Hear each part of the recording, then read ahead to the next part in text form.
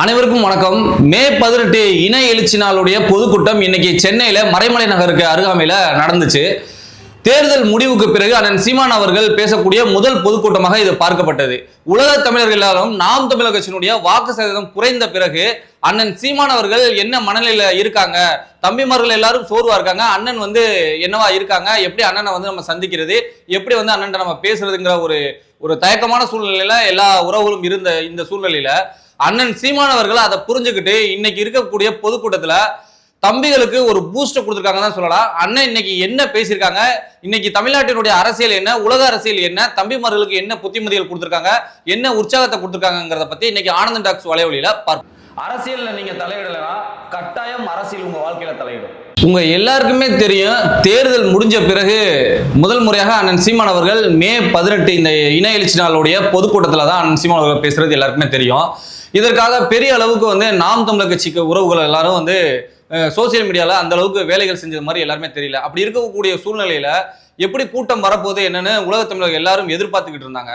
ஆனா வழக்கம் போல எப்பயுமே நாம் தமிழர் கட்சி 8% வாக்கு வாங்கினதுக்கு பிறகு எப்படி இன எழுச்சி நாள் பொதுக்கூட்டமா இருக்கட்டும், இல்ல மாவீரர் நாள் பொதுக்கூட்டமா இருக்கட்டும், மாநாடா இருக்கட்டும், இது ரெண்டுமே எப்படி 8% வாக்கு வாங்கினதுக்கு பிறகு நடந்துச்சோ அதற்கு கொஞ்சமும் துளியும் குறைவில்லாத அளவுக்கு இன்னைக்கு நடந்துச்சு இன எழுச்சி நாள் பொதுக்கூட்டம்.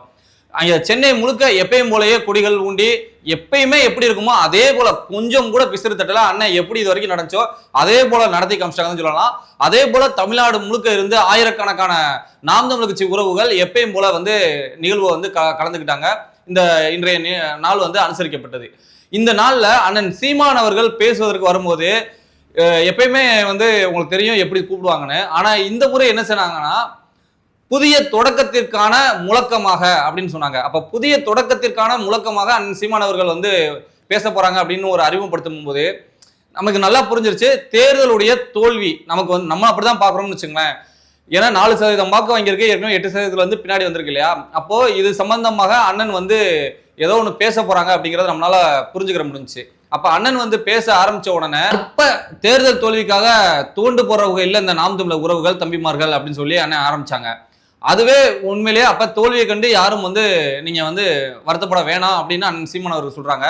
அதே நேரத்துல அடுத்து மக்கள் இந்த தேர்தல் முடிவு இருக்கு இல்லையா, விஜய் அவர்கள் இந்த அளவுக்கு வெற்றி பெறுவார்னு யாருமே நினைச்சு பார்க்கலங்க. அவங்க எல்லாருக்குமே தெரியும், திமுக எந்த அளவுக்கு எதிர்பார்த்திருப்பாங்களோ, அதிமுக எந்த அளவுக்கு எதிர்பார்த்திருப்பாங்களோ அதே அளவுக்கு தான் நாம் தமிழர் கட்சியும் ஒரு கணிசமான வாக்குகள் வாங்குவோம். நம்ம ஒரு 5-6 பேர் அண்ணன் சீமான் அவர்கள் கூட இன்னைக்கு மேடையில பேசும்போது உறுதியாக ஒரு 5-6 பேர் போய் நாங்க சட்டமன்றத்துல இருந்து பேசுவோம் அப்படிங்கிறத நான் நினைச்சுக்கிட்டு இருந்தேன் அப்படின்னாங்க.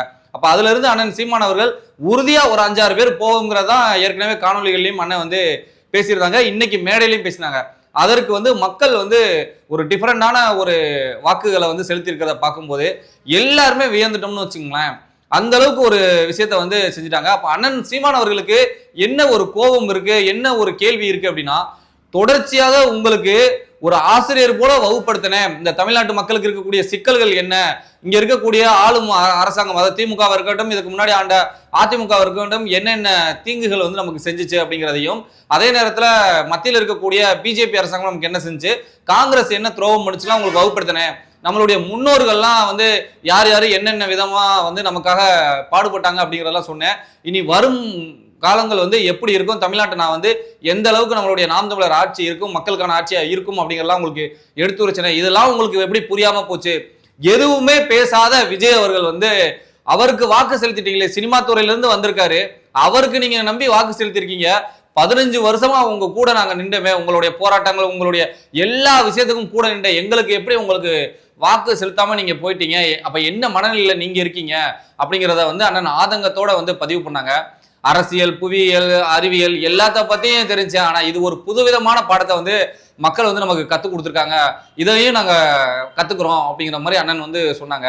உண்மையிலே அந்த ஒரு நிமிடம் எல்லாருக்குமே ஒரு கண் கலங்கிட்டோம்னா பாத்துங்களேன், அந்த அளவுக்கு அண்ணன் சீமான் அவர்களுடைய மனவேதனை இருந்துச்சு. இருந்தாலும் இந்த மக்களுக்காக நீங்க என்ன பண்ணாலும் உங்களுக்காக நாங்க நிப்போம், தம்பிகள் நாங்க நாம் தமிழர் கட்சி உறவுகளும் உங்களுக்காக நிப்போம் அப்படிங்கிறத மறுபடியும் அண்ணன் திருப்பி உறவுகள்கிட்ட சொல்லிட்டு இருந்தாங்க.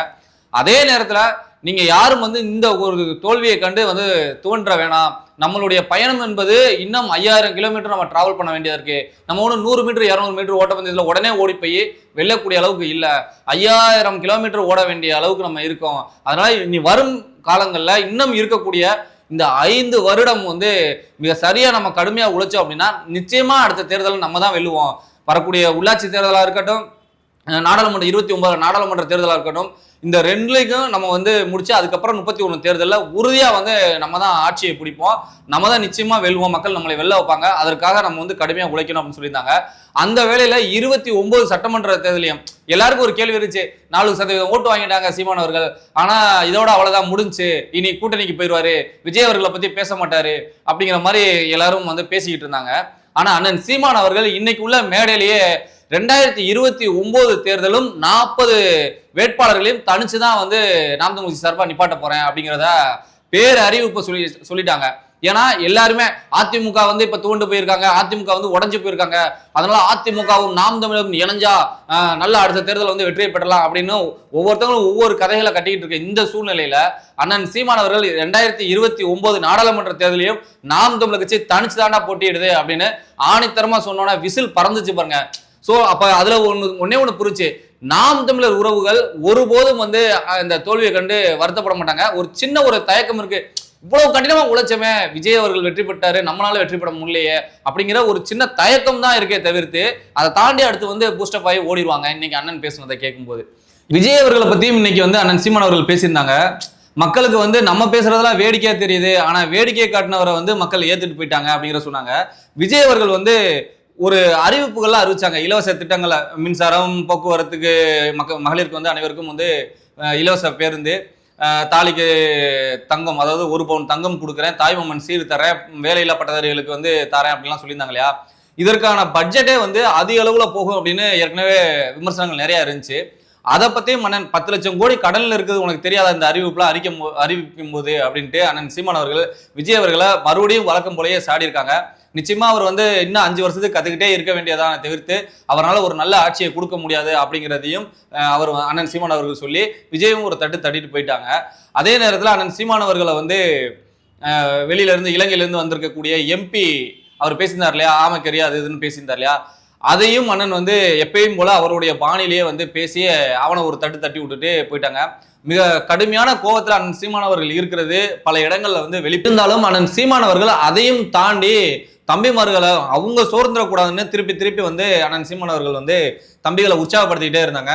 கடைசியில போகும்போது அண்ணன் சீமான் அவர்கள் ஒரு அறிவிப்பு, மிக சரியான அறிவிப்பு, எல்லாரும் எதிர்பார்த்துக்கிட்ட இருந்த ஒரு முக்கியமான அறிவிப்பை செஞ்சாங்க. எப்படி 2 வருடத்துக்கு முன்னாடி வந்து அண்ணன் சீமான் அவர்கள் தமிழ்நாடு முழுக்க மாவட்ட வாரியாக, தொகுதி வாரியாக சுற்றுப்பயணம் மேற்கொண்டு அதுல கட்சியினுடைய மறுகட்டமைப்பை சீர் செஞ்சாங்களோ, அதே மாதிரி இப்போ இருக்கக்கூடிய இந்த தேர்தல் முடிஞ்ச பிறகு ஜூன் மாசம் அண்ணன் சீமான் அவர்கள் மாவட்ட வாரியாக வந்து இருக்கக்கூடிய சூழ்நிலைகள் என்ன ஏதுங்கிறத கேட்டு அதன் பிறகு அந்த நிர்வாகிகள் இதுகளில் ஏதாவது மாற்றங்கள் இருக்கா, எப்படி நம்ம வேலை செய்யணுங்கிற அந்த திட்டங்களை மறு ஆய்வுக்கு உட்படுத்தி அண்ணன் சீமான் அவர்கள் வந்து அதை சரி செய்யறேன்னு சொல்லியிருக்காங்க. ஜூன் மாசத்துக்கு பிறகு நான் வந்து மாவட்ட வாரியாக வந்துருவேங்கிற ஒரு அறிவிப்பை கொடுத்தோன்னே நிச்சயமா நாம் தமிழர் கட்சியில இருக்கக்கூடிய உறவுகள் எல்லாரும் இந்த நாட்கள் ஜூன் மாசம் எப்போ வரும் தான் காத்துக்கிட்டு இருப்பாங்கன்னு நினைக்கிறேன். அந்த அளவுக்கு இன்னைக்கு வந்து ஒரு முக்கியமான நிகழ்வை முடிச்சுட்டு அறிவிப்புகளை அறிவிச்சுட்டு அண்ணன் சீமான் அவர்கள் கடந்து போயிருக்காங்க. போகும்போது உறவுகள் எல்லாரும் பாதுகாப்பா போயிட்டு எனக்கு தகவல் சொல்லிருங்க அப்படிங்கறது போல சொல்லியிருக்காங்க. நிச்சயமா அண்ணன் சீமான் அவர்களுக்கு இருக்கக்கூடிய நாம் தமிழர் உறவுகள் எல்லாரும் நிச்சயம் உறுதுணையா கண்டிப்பா காலம் இன்னும் எவ்வளவு நாள் இழுத்துட்டு போதோ அத்தனை நாளும் நாங்க எந்த ஒரு சூழ்நிலையிலும் உங்க கூட தான் நிச்சயமா நிற்போம் அப்படிங்கிறத நம்ம உறவுகள் வந்து காட்டியிருக்காங்க. நிச்சயமா நிற்போம்னு நம்புறோம். நன்றி. அரசியல்ல நீங்க தலையிடலைன்னா கட்டாயம் அரசியல் உங்க வாழ்க்கையில தலையிடும்.